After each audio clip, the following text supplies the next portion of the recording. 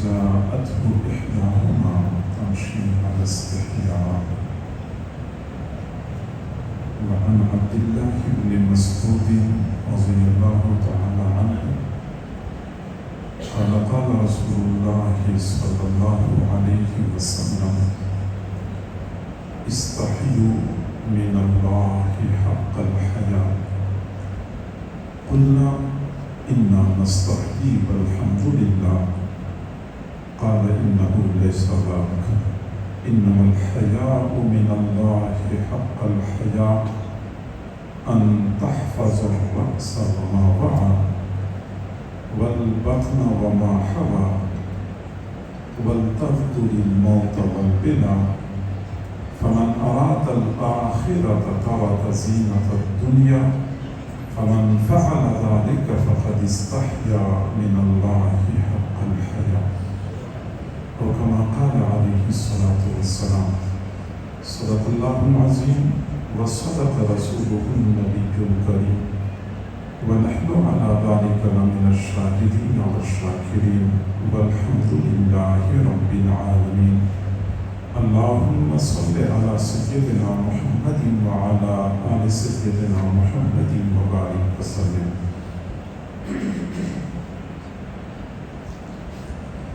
اللہ رب العزت نے ہمیں اپنی بندگی اور عبادت کے لیے پیدا فرمایا اور ہمارا مزاج شریعت کے آئین کے مطابق بنایا. چنانچہ ہر بندے کو فطری طور پہ کچھ خصلتیں، کچھ صفات عطا کی گئی ہوتی ہیں. اگر ان فطری خصلتوں کو پروان چڑھایا جائے تو وہی خصلتیں دین پر عمل کرنے میں معاون اور مددگار ہوتی ہیں. چنانچہ ہم دیکھتے ہیں کہ اللہ تعالیٰ نے ہر بندے کو فطری طور پہ باحیا پیدا کیا ہے. اگر حیا کے اس عظیم جوہر کو بے حیائی کے ماحول میں پامال نہ کیا جائے تو یہی حیا بے شمار خرابیوں سے بچنے میں معاون ثابت ہوتی ہے. ہم دیکھتے ہیں کہ بچہ باحیا ہوتا ہے، وہ والدین کے سامنے کبھی بے حیائی والے کام نہیں کرتا. بیوی باحیا ہوتی ہے، اپنے خاوند کے سامنے حیا سے گرے ہوئے کام نہیں کرتی. شاگرد باحیا ہوتا ہے، اپنے استاد کے سامنے حیا کے تقاضوں کے خلاف کوئی کام نہیں کرتا. ایسے ہی جب بندہ باحیا ہوتا ہے وہ اپنے اللہ کے سامنے کبھی بے حیائی کے کاموں کا ارتکاب نہیں کرتا. حضرت فضیل بن عیاض رحمہ اللہ نے فرمایا تغلق الباب وترخی الستر. اے دوست، جب تو گناہ کرتا ہے تو دروازے بند کر دیتا ہے، پردے لٹکاتا ہے. وتستحیی من الناس، اور تو لوگوں سے شرماتا ہے. ولا تستحیی من القرآن الذی هو فی صدرک، اس قرآن سے نہیں شرماتا جو آپ کے سینے میں ہے. آپ کے سینے میں پورا قرآن ہے، آدھا قرآن ہے، قرآن کا ایک پارہ ہے، قرآن کی ایک سورت ہے. اس قرآن سے نہیں شرماتا جو آپ کے سینے میں ہے. ولا تستحیی من الجلیل الذی لا تخفی علیہ خافیہ، اور اس عظیم پروردگار سے نہیں شرماتا جس پر بندوں کا کوئی عمل مخفی اور پوشیدہ نہیں ہے. 5 سالہ بچہ دیکھ رہا ہوتا ہے کہ بندہ غلط حرکت نہیں کرتا، کہتا بچہ دیکھ رہا ہے. اور جب بچہ نہیں دیکھ رہا ہوتا، اللہ دیکھ رہا ہوتا ہے. بندے کے کرتوت ایسے ہوتے ہیں کہ شاید شیطان کو بھی شرم آ جائے. عطا ابن ابی رباح رحمہ اللہ بڑے بلند پایہ محدث گزرے ہیں، فرمایا کرتے تھے کہ اللہ نے میرے دل میں الہا فرمایا کہ عطا میرے بندوں کو بتا دو، میرے بندوں کو بتا دو کہ جب وہ گناہ کرتے ہیں تو ان تمام دروازوں کو بند کر دیتے ہیں جن دروازوں سے ان کی طرف دنیا والے دیکھتے ہیں، اور اس دروازے کو کھلا چھوڑ دیتے ہیں جس دروازے سے میں پروردگار دیکھتا ہوں۔ کیا اپنی طرف دیکھنے والوں میں سب سے کمزور مجھے سمجھتے ہیں؟ ہر کسی سے ڈرنے والے، ہر کسی کی نگاہوں سے اوجھل ہونے والے میری نگاہوں کے سامنے شیطانی حرکات سے جناب کرتے ہوتے۔ حیا وہ جوہر ہے کہ بندے میں ہو تو بے شمار خرابیوں سے بچنا آسان ہو جاتا ہے۔ حضرت عبداللہ بن مسعود رضی اللہ عنہ فرماتے ہیں حضور صلی اللہ علیہ وسلم نے فرمایا استحیوا من اللہ حق الحیا، تم اللہ سے حیا کرو جیسا کہ حیا کرنے کا حق ہے۔ قلنا انا نستحی والحمدللہ، ہم نے عرض کیا اللہ کا شکر ہے ہم حیا کرتے ہیں۔ قال انہ لیس ذاک، نہیں جس کو تم حیا سمجھتے ہو وہ حیا نہیں ہے، میں آپ کو حیا کی حقیقت سمجھانا چاہتا ہوں۔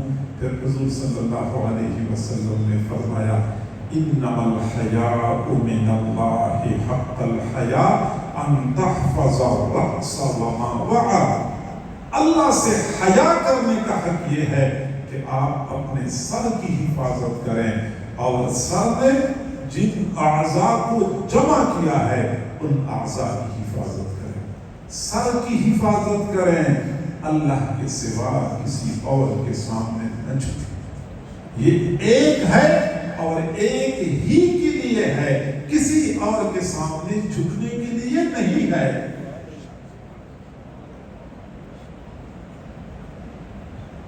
سر جس پہ نہ جھک جائے اسے در نہیں کہتے، سر جس پہ نہ جھک جائے اسے در نہیں کہتے، در پہ جو جھک جائے اسے سر نہیں کہتے۔ سر وہ نہیں ہوتا جو در پہ جھکتا ہے، سر ایک کے سامنے جھکانے کے لیے ہوتا ہے۔ اور حقیقت یہ ہے جو بندہ موحد ہوتا ہے ایک اللہ کے سوا کسی اور کے سامنے نہیں جھکنا، توحید میں عزت ہے، رفعت ہے، بلندی ہے، شرک میں پستی ہے۔ وَمَن يُشْرِكْ بِاللَّهِ فَكَأَنَّمَا خَرَّ مِنَ السَّمَاءِ فَتَخْطَفُهُ الطَّيْرُ أَوْ تَهْوِي بِهِ الرِّيحُ فِي مَكَانٍ سَحِيقٍ۔ اور جو بندہ شرک کرتا ہے یہ ایسا ہے جیسا کہ آسمان کی بلندیوں سے زمین کی پستی پہ آ گرا، کبھی پتھر کے سامنے سر جھکاتا ہے، کبھی درخت کے سامنے سجدہ کرتا ہے، کبھی قبر کے سامنے سجدہ کرتا ہے۔ اللہ نے تو بلندی عطا کی تھی، کہ کیا بلندی سے اپنے آپ کو پستی میں ڈال دیا ہے۔ فَكَأَنَّمَا خَرَّ مِنَ السَّمَاءِ، گویا کہ آسمان کی بلندی سے گر پڑا، یا پھر اس کو پرندے اچک لیں گے یا پھر تیز ہوا کہیں دشوار گزار گھاٹی میں اس کو پھینک کے نام نشان کو مٹا دے گی۔ سر کی حفاظت کرے گی، اللہ کے سوا کسی اور کے سامنے نہ جھکے، اور اگر بندہ اللہ کے علاوہ کسی اور کے سامنے جھکاتا ہے تو یہ حیا کے تقاضوں کے خلاف ہے۔ کیوں؟ پیدا کیا اللہ نے، پالا اللہ نے، بے شمار نعمتیں اللہ نے دی ہیں، اب بھی اللہ کی نعمتیں استعمال کرتے ہیں، پھر سر کسی اور کے سامنے جھکتا ہے۔ حیا کا تقاضا یہ ہے کہ کسی اور کے سامنے نہ جھکے، سر کی حفاظت کریں۔ سر نے جن اعضاء کو جمع کیا ہے، یعنی سر کے اندر جو اعضاء مجتمع ہیں ان کی حفاظت کریں۔ سر کے اعضاء میں سے سب سے اہم عضو وہ انسان کا دماغ ہے، دماغ کی حفاظت کریں۔ دماغ کی حفاظت کا معنی یہ ہے کہ دماغ کو گندے خیالات کی آماجگاہ نہ بنائیں۔ آپ حضرات کو اچھی طرح پتہ ہے، ویسے تو ہم بڑے نیک بنے پھرتے ہیں، لیکن ہمارے دماغ میں ہر وقت جو گناہوں کے خیالات آ جا رہے ہوتے ہیں، طوفان ہیں جو اٹھ رہے ہوتے ہیں، گناہوں کی کیسٹ ہر وقت دماغ میں چل رہی ہوتی ہے۔ اگر یہ دنیا والوں کو پتہ چل جائے شاید ہمیں تو بھی سلام کرنے والا نہیں۔ دماغ کی حفاظت کریں، دماغ میں یہ ہر وقت جو گندے خیالات آتے جاتے ہیں، اس سے دماغ کو پاک صاف رکھیں۔ آپ حضرات کو اچھی طرح پتہ ہے کہ لوگوں کی سوچ گندی ہو چکی ہے، فکر گندی ہو چکی ہے۔ انٹرنیٹ نے، بے حیائی اور فحاشی کی اس ماحول نے لوگوں کے دماغ کو تباہ کر کے رکھ دیا۔ میرے بھائیوں سے اب سمجھانے کے لیے عرض کرتا ہوں، آج تو نوجوان بیچارے کا یہ حال ہے، کسی مادہ جانور کو دیکھ لیتا ہے اس کی طبیعت خراب ہو جاتی ہے۔ بازار میں خواتین کے کپڑے لٹکے ہوئے نظر آتے ہیں، اس کی نیت میں فضول آ جاتا ہے۔ سوچ گندی ہو چکی ہے، جہاں کہیں ہوتے ہیں دماغ میں گندے خیالات۔ ہمارے پاس نوجوان آتے ہیں، کہتے ہیں حضرت عین نماز کی حالت میں، رکوع اور سجدے کی حالت میں بھی گندے خیالات ہمارا پیچھا نہیں چھوڑتے۔ اس وقت بھی دماغ میں یہی خیالات گھوم رہے ہوتے ہیں، سوچ گندی ہو چکی ہے۔ اور یہ بات یاد رکھیں کہ پہلے دماغ میں گندے خیالات آتے ہیں، پھر دل میں گندے جذبات ابھرتے ہیں، پھر انسان کی حرکات سکنات گندی ہو جاتی ہیں۔ اگر دماغ کے خیالات پاکیزہ ہوں تو دل کے جذبات بھی صاف ستھرے ہوتے ہیں، اور جب دل کے جذبات پاکیزہ ہوتے ہیں تو بندے کے اعمال بھی ٹھیک ہوتے ہیں۔ حضرت خواجہ ابو الحسن خرقانی رحمۃ اللہ علیہ نے فرمایا کہ اعلیٰ درجے کا تقویٰ یہ نہیں ہے کہ بندہ گناہ نہ کرے، تقویٰ ہے لیکن یہ اعلیٰ درجے کا تقویٰ نہیں ہے۔ اعلیٰ درجے کا تقویٰ یہ ہے کہ بندے کے دل کے جذبات اور دماغ کے خیالات اتنے پاکیزہ ہوں، اتنے صاف ستھرے ہوں کہ اگر بندہ وہ جذبات اور خیالات باہر نکالے، پلیٹ میں رکھے اور دنیا والوں کو دکھائے، اور اس بندے کو ذرہ برابر ندامت اور شرمندگی نہ ہو، یہ اعلیٰ درجے کا تقویٰ ہے۔ صاف ستھرے جذبات ہوتے ہیں، پاکیزہ خیالات ہوتے ہیں، یہ پھر تقویٰ ہے۔ اور عام طور پہ لوگ یہ کہتے ہیں کہ جب تک بندہ گناہ نہ کرے، گناہوں کے خیالات کی وجہ سے بندے کی پکڑ نہیں ہوتی، حالانکہ یہ غلط ہے۔ سچی بات یہ ہے کہ گناہ پر اگر بندے کی پکڑ ہوگی تو گناہوں کے خیالات قصداً دماغ میں لانے پر بھی پکڑ ہوگی۔ وَاعْلَمُوا أَنَّ اللَّهَ يَعْلَمُ مَا فِي أَنفُسِكُمْ فَاحْذَرُوهُ، جان لو تمہارے دل و دماغ میں جو باتیں آتی ہیں اللہ جانتا ہے، بچو ایسی غلط حرکت نہیں۔ اور یہ تو سوچ گندی ہو جاتی ہے، سوچ کی گندگی کو دور کرنے کے لیے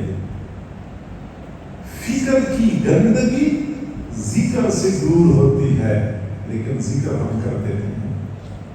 میرے بھائیوں، ہمارے جو مشائخ صوفیاء ہیں، کبھی تو ہم تصوف سے بھی واقف نہیں کہ تصوف ہے کیا چیز ہے، لیکن یہ تصوف اور سلوک کا سلسلہ جس کو ہم بیعت کا سلسلہ کہتے ہیں، پیری مریدی کا سلسلہ کہتے ہیں، معذرت کے ساتھ میں عرض کروں کہ بہت سارے ایسے پیر حضرات ہیں جنہوں نے اس سلسلے کو ہی بدنام کر دیا، لہذا لوگ اس کا نام سننا بھی برداشت نہیں کرتے، جبکہ حقیقت یہ ہے کہ ایک طریق ہے جو ہمارے اکابر سے متوارث چلا آ رہا ہے۔ مشائخ صوفیاء کہتے ہیں کہ وقوف قلبی کا اہتمام کریں۔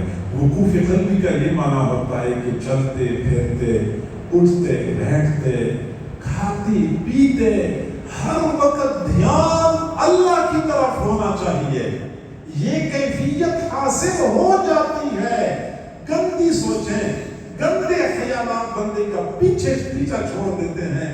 اگر بندہ ذکر پہ آ جاتا ہے، بھائی اندھیرا ہے، اندھیرا ختم ہو سکتا ہے بشرطے کے چراغ جلایا جائے۔ اپنے دل میں ذکر کا چراغ جلانے کی ضرورت ہے، یہ فکر کی گندگی خود بخود دور ہو جاتی ہے۔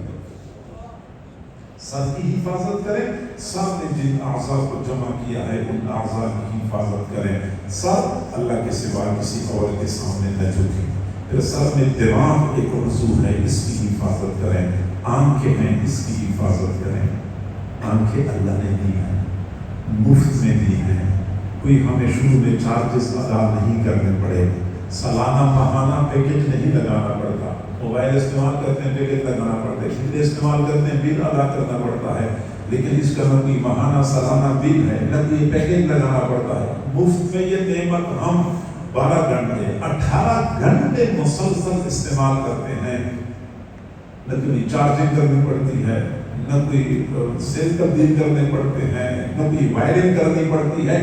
اللہ رب العزت نے مفت میں اتنی بڑی نعمت دی ہے، اور بندہ اللہ کی نافرمانی میں استعمال کرے تو یہ حیا کے تقاضا ہے۔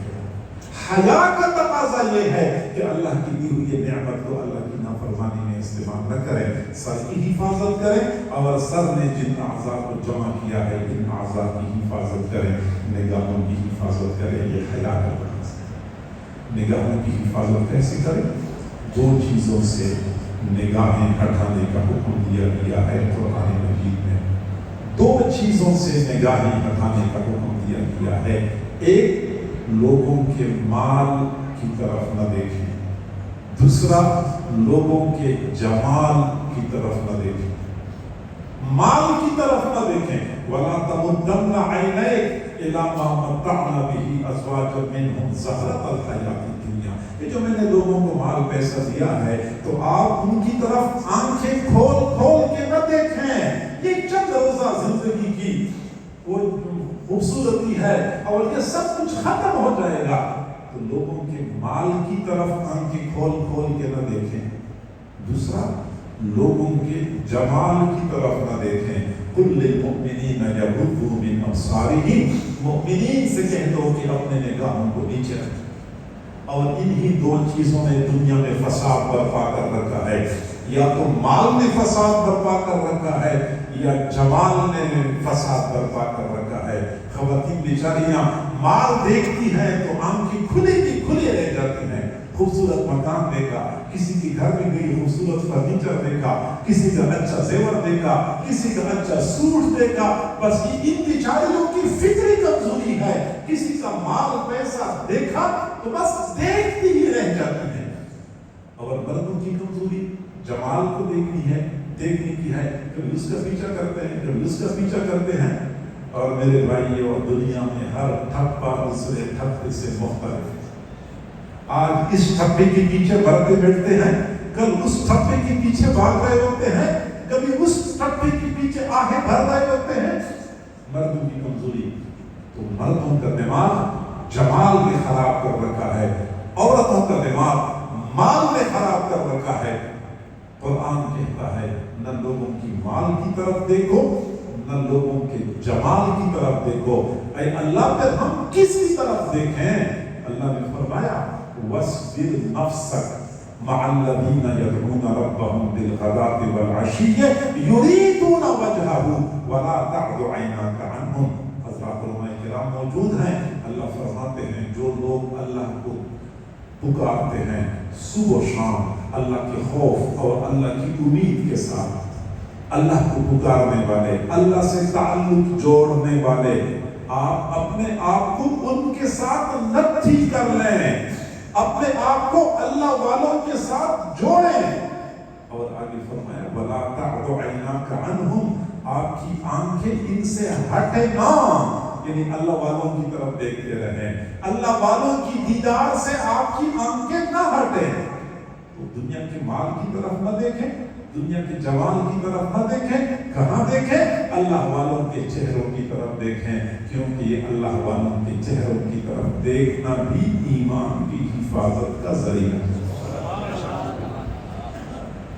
نگاہوں کی حفاظت کریں، زبان کی حفاظت کریں، اپنے کانوں کی حفاظت کریں، اللہ کی نافرمانی میں استعمال نہ ہو۔ یہ حیا کا پہلا جز، ان تحفظ الرأس وما وعى، سر کی حفاظت کریں اور سر نے جن اعضاء کو جمع کیا ہے ان اعضاء کی حفاظت کریں۔ والبطن وما حوى، پیٹ کی حفاظت کریں، پیٹ کی حفاظت کریں، یعنی پیٹ میں لقمہ حرام نہ چلا جائے، حلال کے لقمے کا اہتمام کریں۔ یا ایھا الرسل کلوا من الطیبات واعملوا صالحا، اے رسولوں کی جماعت پاکیزہ کھاؤ اور نیک عمل کرو.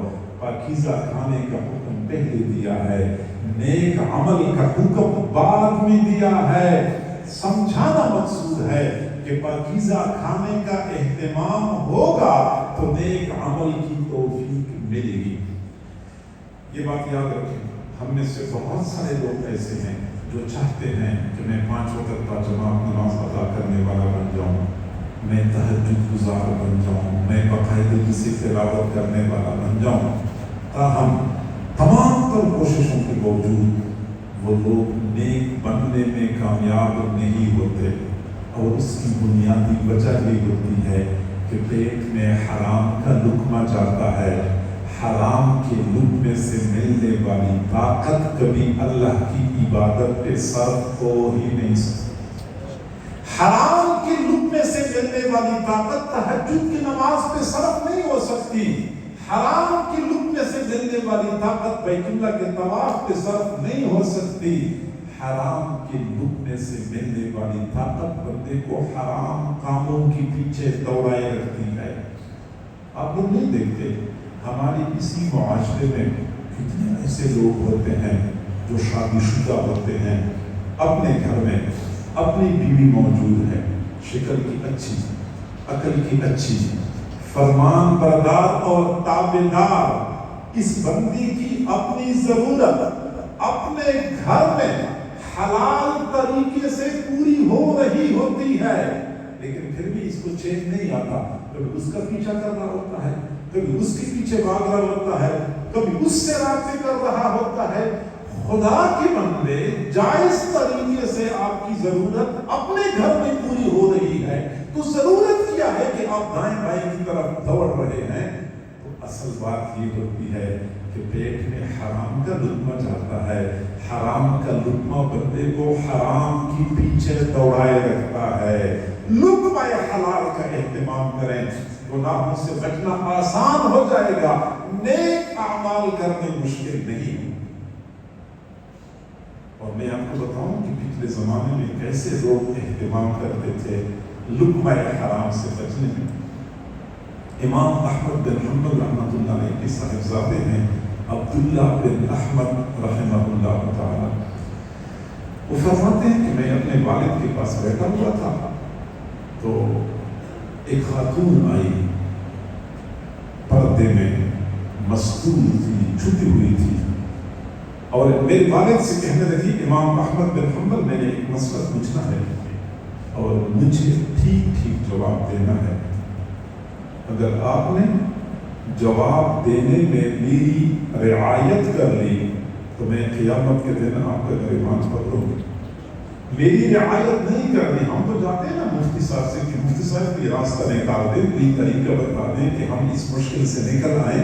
وہ کہتے ہیں میری رعایت نہیں کرنی, اگر آپ نے رعایت کر لی میں قیامت کے دن آپ کا گریبان پکڑوں گی. تو خاتون نے کہا کہ مسئلہ میرا یہ ہے کہ میں بیوہ عورت ہوں, اپنے گھر میں سود کاٹتی ہوں, بازار میں بیچ کر اس سے اپنا گزر بسر کرتی ہوں. رات کے وقت اپنے گھر کے صحن میں بیٹھی ہوئی تھی اور چاند کی روشنی میں سود کاٹ رہی تھی کہ ہمارے گھر کے سامنے سے بادشاہ کی سواری گزر رہی تھی. بادشاہ کی سواری سے آگے اور پیچھے فانوسوں کی لمبی قطار تھی, اور وہ فانوس اونچے تھے.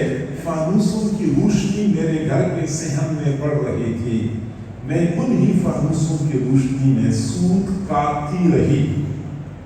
بادشاہ کی سواری گزر گئی, فانوسوں کا سلسلہ ختم ہو گیا. بعد میں مجھے خیال آیا کہ یہ میں نے کیا کر دیا. بادشاہ کی فانوس یہ تو بیت المال کے تیل سے جلتے ہیں, اور میں نے بیت المال کے تیل سے جلنے والے فانوسوں کی روشنی میں سود کاٹا ہے. امام احمد بن حنبل مجھے بتائیے کہ جتنا سود ان فانوسوں کی روشنی میں کاٹ چکی ہوں صرف وہ صدقہ کر لوں, یا پوری رات میں جتنا سود کاٹ چکی ہوں سارا کے سارا صدقہ کر دوں. امام احمد بن حنبل نے جواب دیا پوری رات میں جتنا سود کاٹ چکی ہو سارا صدقہ کرنا پڑے گا. اس نے کہا بہت اچھی بات ہے. وہ ختم چلی گئی. عبداللہ بن احمد فرماتے ہیں میں نے اپنے والد سے کہا ابو آپ نے تو بہت مشکل مسئلہ بتا دیا، اصل مسئلہ تو یہ ہے کہ جتنا سورت فانوسوں کی روشنی میں کاٹ چکی ہے صرف وہ صدقہ کر دے۔ آپ نے کہا پوری رات میں جتنا سورت کاٹ چکی ہے سارا کے سارا صدقہ کرنا ہوگا۔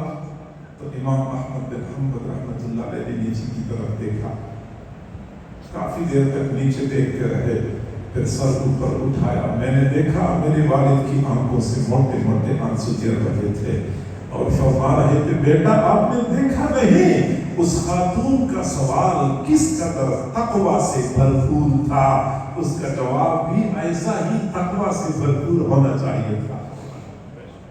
پھر فرمایا بیٹا جا کے دیکھو یہ خاتون کس گھر میں داخل ہوتی ہے۔ فرماتے میں نیچے چلا گیا، وہ خاتون ایک گھر میں داخل ہو گئی۔ میں نے لوگوں سے پوچھا کہ یہ خاتون کون ہے؟ لوگوں نے کہا کہ یہ وقت کے صوفی بشر حافظ رحمۃ اللہ علیہ کی ہمشیرہ ہیں۔ تو میں واپس اپنے والد کے پاس آیا، میں نے والد کو بتایا، میرے والد نے ایک ٹھنڈی آہ کھینچی اور فرمایا بیٹا میں بھی سوچ رہا تھا کہ ایسی تقوی سے بھرپور زندگی بشر حافظ رحمۃ اللہ علیہ کے گھر کی خواتین کی ہو سکتی ہے۔ کس قدر باریکی تھی، دقت نظر دیکھیں۔ ایک خاتون اپنے گھر میں اپنے خاوند کی عیال تیمارداری کر رہی تھی، خدمت کر رہی تھی، خاوند بیمار تھا، طبیعت بہت ناساز تھی، رات کا وقت تھا، کمرے میں چراغ جل رہا تھا کہ خاوند کا انتقال ہو گیا۔ جو ہی خاوند کا انتقال ہوا خاتون اٹھی، سب سے پہلے چراغ بجھا دیا، چراغ بجھایا اور ایک اور چراغ جلایا۔ کسی نے پوچھا کہ آپ نے وہ والا چراغ کیوں بجھایا؟ تو خاتون نے جواب دیا کہ جو پہلے چراغ جل رہا تھا یہ میرے خاوند کی ملکیت کا ہے اور اس میں جلنے والا تیل بھی میرے خاوند کی ملکیت کا ہے۔ جب تک میرا خاوند زندہ رہا میرے لیے جلانا جائز تھا، لیکن جو ہی میرے خاوند کا انتقال ہوا اب اس چراغ اور تیل میں باقی وارثوں کا حق شامل ہو گیا، اکیلے میرے لیے اس کا جلانا جائز نہیں تھا، اس لیے میں نے وہ چراغ بجھا دیا، دوسرا چراغ جلایا۔ وہ چراغ بھی میرا ذاتی ہے، اس میں جلنے والا تیل بھی میرا ذاتی ہے۔ یعنی اس چراغ میں اور تیل میں باقی وارثوں کا حق شامل ہو گیا۔ اور آج جس بے دردی کے ساتھ وراثت کے مال کو لوٹا جاتا ہے، شاید کسی اور مال کو اتنا نہ لوٹا جاتا ہو۔ وارث کا انتقال ہو گیا، ایک فیکٹری ہے، ایک دکان ہے، کچھ کاروبار ہے، کچھ زمینیں ہیں، اب ہر بیٹے کی پوری کوشش ہوتی ہے کہ تقسیم سے پہلے جتنا کچھ میں دائیں بائیں کر سکوں تو پورا زور لگا کے دائیں بائیں کرتے ہیں، اور بہنوں کے حق پہ تو ایسے ڈاکہ ڈالا جاتا ہے جیسا کہ یہ بھی غنیمت کا مال ہو۔ پیٹ کی حفاظت کریں، پیٹ میں حرام کا لقمہ نہ جائے، لقمہ حلال کا اہتمام کریں۔ اور میں آپ کو ایک نفسیاتی طریقہ بتاتا ہوں کہ حرام سے بچنا کیسے آسان ہو جاتا ہے۔ ایک اصول یاد رکھیں کہ بچہ ابھی پیدا نہیں ہو چکا ہوتا کہ اس کا رزق متعین ہو جاتا ہے۔ بچہ ابھی ماں کے پیٹ میں ہوتا ہے، پیدا بھی نہیں ہو چکا ہوتا، اس کا رزق متعین ہو جاتا ہے، اور جتنا متعین ہوتا ہے اس میں 1 روپے کا اضافہ نہیں ہو سکتا، بے شک پوری دنیا اکٹھی ہو جائے۔ اور اگر پوری دنیا مل کر اس میں سے 1 روپے کی کمی کرنا چاہیں تو 1 روپے کی کمی نہیں کر سکتے۔ میں ایک مثال سے بات سمجھاؤں۔ ایک بچہ بھی ماں کے پیٹ میں ہے، اس کے لیے لکھا گیا کہ اس نے اپنی زندگی میں 1 کروڑ روپے کمانے ہیں۔ اب یہ 1 کروڑ کمائے گا، اپنے ملک میں ہوگا 1 کروڑ کمائے گا، یہ دبئی چلا گیا وہی کروڑ کمائے گا، یہ برطانیہ چلا گیا 1 کروڑ ہی کمائے گا، یہ چاند پہ چڑھ جائے، بے شک مریخ پہ چڑھ جائے، اس کروڑ میں سے 1 روپے کا اضافہ ممکن نہیں ہے۔ اور اگر یہ پوری دنیا اکٹھی ہو جائے کہ اس کے 1 کروڑ میں سے 1 روپیہ کم کر دے، 1 روپیہ کم نہیں کر سکتے۔ جب نہیں کر سکتے تو جب بھی کبھی ہمارے سامنے حرام کا مال آ جائے تو ہم تھوڑی دیر کے لیے سوچا کریں کہ میرے لیے جو مقدر میں لکھا گیا ہے وہی مجھے مل کے رہے گا، میری مرضی میں حلال طریقے سے حاصل کروں یا حرام طریقے سے حاصل کروں۔ میں حرام کو ٹھوکر مارتا ہوں، اللہ تعالیٰ مجھے اس کے بدلے میں حلال دے دے گا۔ اللہ حساب پورا رکھتا ہے، حرام کو ٹکرائیں اللہ تعالیٰ حلال سے آپ کی جھولی بھر دے گا۔ نہ ڈریں اس بات سے کہ میری روزی کم ہو جائے گی، میرا رزق کم ہو جائے گا، رزق جو لکھا گیا ہے وہ آپ کو مل کے رہے گا۔ بس فرق اتنا ہوتا ہے کہ بعض لوگ جلدی کرتے ہیں، بعض لوگ صبر کرتے ہیں۔ شیر کہتے ہیں میں گوشت کھاؤں گا جو بھی ہو جائے، اس کو اللہ گوشت دیتا ہے۔ وہ کہتے ہیں میں نے گھاس نہیں کھانی، میں نے گوشت کھانا، گوشت ملتا ہے۔ بکری کہتے ہیں میں نے گھاس کھانی، اس کو گھاس ملتی ہے۔ بعض لوگ کہتے ہیں میں نے حلال کھانا ہے، حرام کی طرف نہیں جاؤں گا، اللہ ان کو حلال کھلاتا ہے۔ تھوڑا سا امتحان ہوتا ہے کہ حرام بندے کو مل رہا ہوتا ہے، بندہ چھوڑ دیتا ہے، اللہ حلال عطا کرتا ہے۔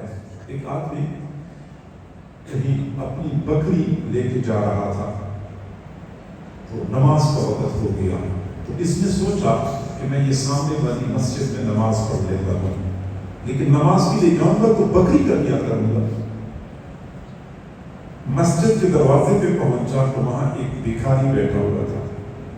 اس نے بھکاری سے بات کر لی کہ بھائی آپ تو ایسے بیٹھے ہوئے ہیں، آپ میری یہ بکری پکڑ لیں، میں نماز پڑھ کے باہر آتا ہوں۔ اس نے کہا بہت اچھی بات ہے۔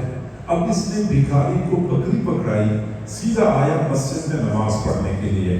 نماز کے دوران ہی اس کو خیال آیا کہ بھکاری نے میرے اوپر احسان کر لیا، مجھے نماز کے لیے فارغ کیا، جب میں یہاں سے واپس جاؤں گا تو بھکاری کو 1 روپیہ دوں گا۔ یہ اس نے ذہن میں سوچا۔ اب جب یہ باہر چلا گیا تو کیا دیکھا کہ بھکاری تو موجود نہیں تھا، بکری وہیں پہ کھڑی تھی اور بکری کے گلے میں جو رسی تھی یا زنجیر تھی وہ نہیں تھی۔ اب یہ حیران ہو گیا کہ عجیب بھکاری ہے، بکری چھوڑ کے صرف زنجیر لے کے چلا گیا۔ خیر اس نے بکری لے کے جانی تھی، قریب ایک دکاندار کے پاس گیا اور اس سے کہا بھائی میں نے بکری لے کے جانی ہے، آپ کے پاس کوئی زنجیر ہو کوئی رسی ہو مجھے بیچ دو، میں بکری لے جاتا ہوں۔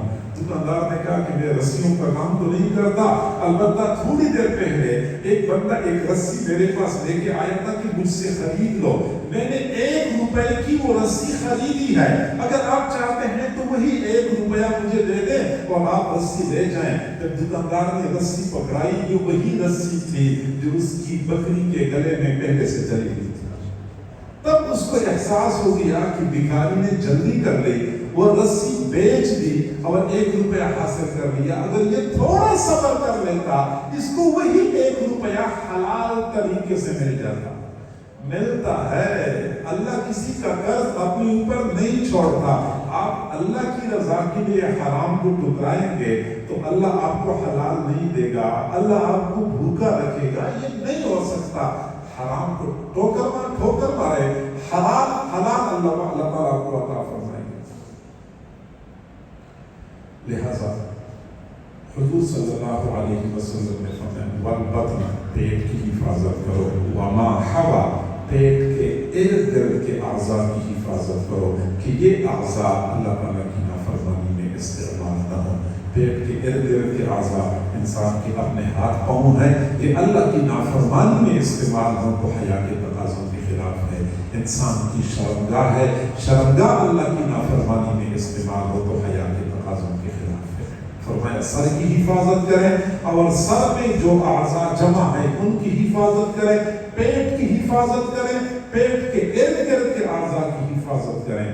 اور آگے فرمایا وَلْتَذْكُرِ الْمَوْتَ وَالْبِلَى موت کو یاد رکھو، موت کے بعد پوسیدہ ہونے کو یاد رکھو، موت کو یاد رکھو، موت کو یاد رکھو۔ اکثروا ذکر حافظ اللذات الموت، لذات کو توڑنے والی موت کا تذکرہ کثرت سے کیا کرو۔ میرے محبوب نے فرمایا جو بندہ روزانہ 20 مرتبہ اپنی موت کو یاد کرتا ہے اس کو موت اپنی بستر پہ بھی آ جائے، قیامت کے دن اللہ تعالیٰ اس بندے کو شہداء کی صف میں کھڑا کر جو بندہ موت کو کثرت سے یاد کرتا ہے تو اس کو کثرت سے تیاری کی توفیق ملتی ہے۔ روزانہ کی بنیاد پہ بندہ موت کو بھی یاد رکھے اور اپنے اعمال کو دیکھا کرے کہ میں نے موت کے لیے کیا تیار کر رکھا ہے۔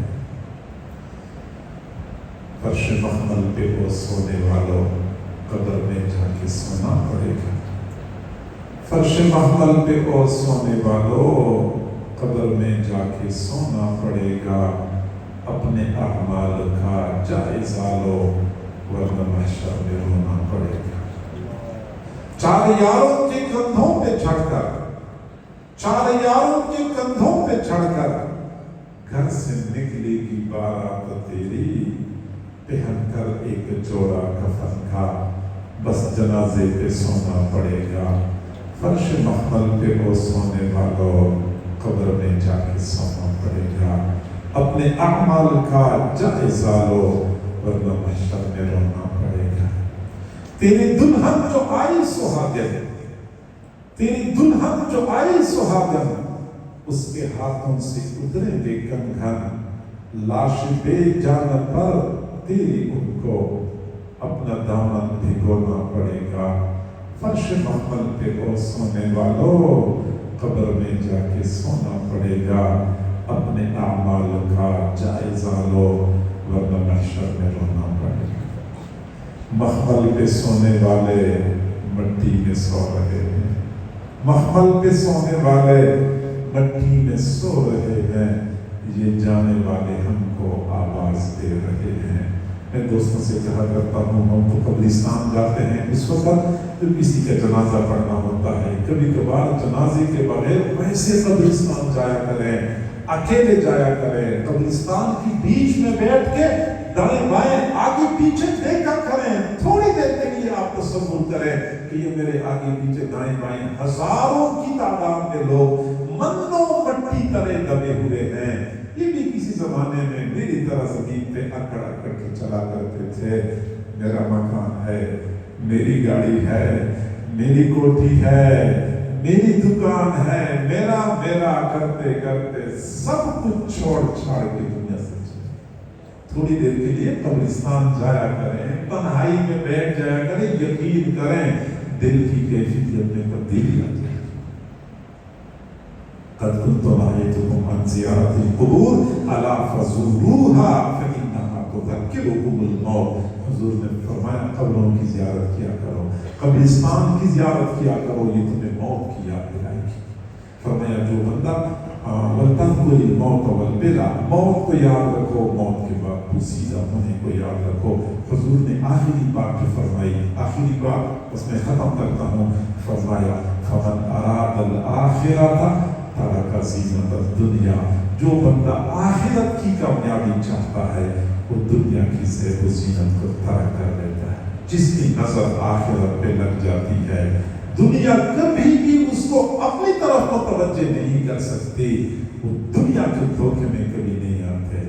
آخرت کی حقیقت کو مد نظر رکھیں، دنیا سے اپنا دامن بچا کے لے جانا آسان ہو جائے گا۔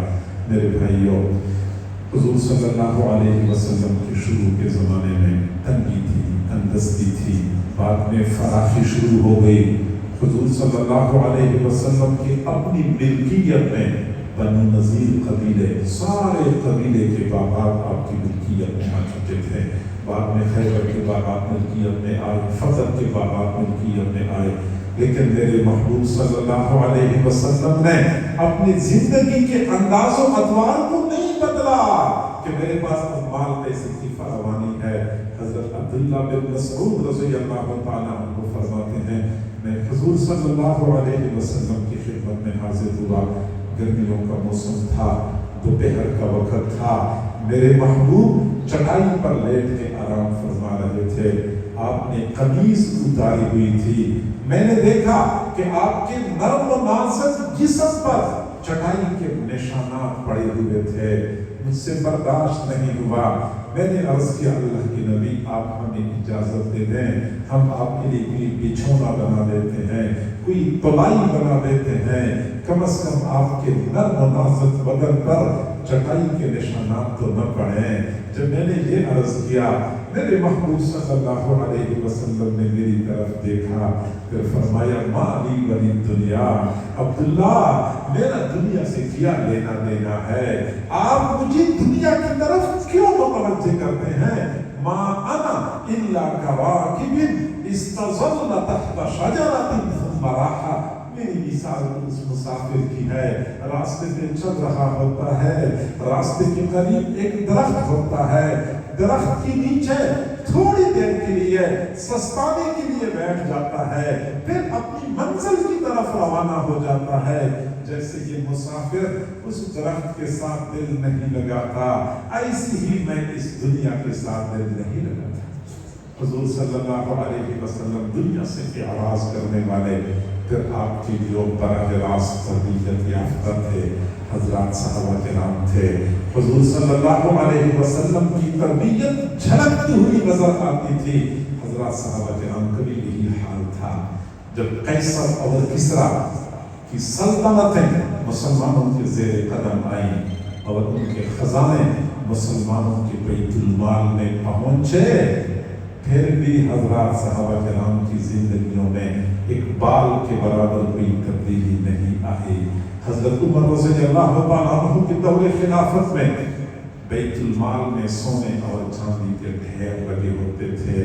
حضرت عمر رضی اللہ تعالیٰ عنہ لوگوں کے گھروں کے دروازے کھٹکھٹا کے بلایا کرتے تھے کہ اللہ کے بندو آ جاؤ، بیت المال میں سے اپنا وظیفہ وصول کر لو۔ صحابہ کرام دروازہ کھول دیتے تھے، پھر فرماتے تھے ہمارا حصہ کسی اور کو دے دینا، ہمیں نہیں چاہیے۔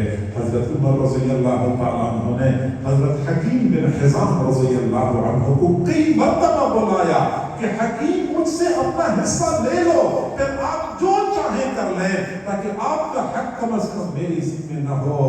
حکیم بن حزام نے فرمایا مجھے نہیں چاہیے۔ حضرت عمر نے مجلس میں موجود صحابہ کرام کو فرمایا تم گواہ رہنا کہ میں حکیم بن حزام کو اس کا حصہ دے رہا ہوں، یہ حصہ لینے کے لیے تیار نہیں ہوں۔ اس لیے ہمارے مشائخ فرماتے ہیں کہ دنیا والے صحابہ کرام کی بڑی کرامت یہ سمجھتے ہیں کہ جب انہوں نے ایران پہ حملہ کرنا تھا، ایران کے دریا میں گھوڑے ڈال دیے اور اس حال میں دریا کو پار کر گئے کہ گھوڑوں کی سوؤں تک بھی پانی نہیں پہنچا تھا، یہ سب سے بڑی کرامت ہے۔ فرماتے نہیں، ہمارے ہاں اس سے بھی بڑی کرامت یہ ہے کہ جب صحابہ کے قدموں میں قیصر اور کسریٰ کے خزانوں کے دریا میں رہے تھے اور وہ اپنا دامن بچا کے لے جانے میں کامیاب ہو گئے، اور قیصر اور کسریٰ کے خزانے ان کو اپنی طرف متوجہ نہ کر سکے۔ حضرت عمر رضی اللہ تعالیٰ عنہ کی خلافت کا زمانہ تھا، بیت المال سے ایک جوڑا میلہ ہوا تھا، جمعے والے دن وہی کپڑے اتار کے چادر باندھ کے کسی کو دھو لیتے تھے، خشک ہونے کا انتظار کرتے تھے، کپڑے خشک ہو جاتے تھے، وہی کپڑے پہن کے جمعہ پڑھانے کے لیے مسجد میں پہنچ جاتے تھے۔ دوسری جانب صحابہ کرام کے پاس چونکہ وہ غنیمت کے اموال آتے تھے، فراوانی تھی، تو جو زورائے صحابہ کرام تھے، بڑے بڑے صحابہ کرام تھے، آپس میں مشورہ کرنے لگے کہ عام لوگوں کی زندگی کا معیار تو بہتر ہو گیا، جبکہ امیر المؤمنین کا وظیفہ بھی اتنا ہی ہے اور ان کی زندگی کا معیار بھی ویسا ہی ہے، ہمیں چاہیے کہ ہم امیر المؤمنین کے وظیفے میں اضافہ کر دیں، کم از کم ان کے پاس پہننے کے لیے 2 سوٹ تو ہوں، بنیادی ضروریات تو آپ کی پوری ہوں۔ چنانچہ انہوں نے فیصلہ کر دیا کہ امیر المؤمنین کا وظیفہ اتنا بڑھا دینا چاہیے، اور فیصلہ تو ہو گیا، لیکن امیر المؤمنین کو کون بتائے کہ امیر المؤمنین آپ کے وظیفے میں اضافہ کر دیا گیا ہے؟ کسی میں یہ ہمت نہیں تھی۔ حضرات صحابہ کرام نے آپس میں مشورہ کیا کہ یہ کام ام المؤمنین حضرت حفصہ رضی اللہ عنہا کر سکتی ہیں، کیونکہ ان کے بارے میں آتا ہے وَكَانَتْ بِنْتًا لِأَبِيهَا، وہ اپنے باپ کی بیٹی تھی، یعنی باپ کی طرح بہادر اور باہمت تھی۔ چنانچہ صحابہ کرام حضرت حفصہ رضی اللہ عنہا کی خدمت میں حاضر ہوئے، عرض کیا کہ ام المؤمنین، ہم نے امیر المؤمنین کا وظیفہ بڑھانے کا فیصلہ کیا ہے، لیکن ہم میں سے کسی کی ہمت نہیں ہو رہی کہ امیر المؤمنین سے بات کر لے۔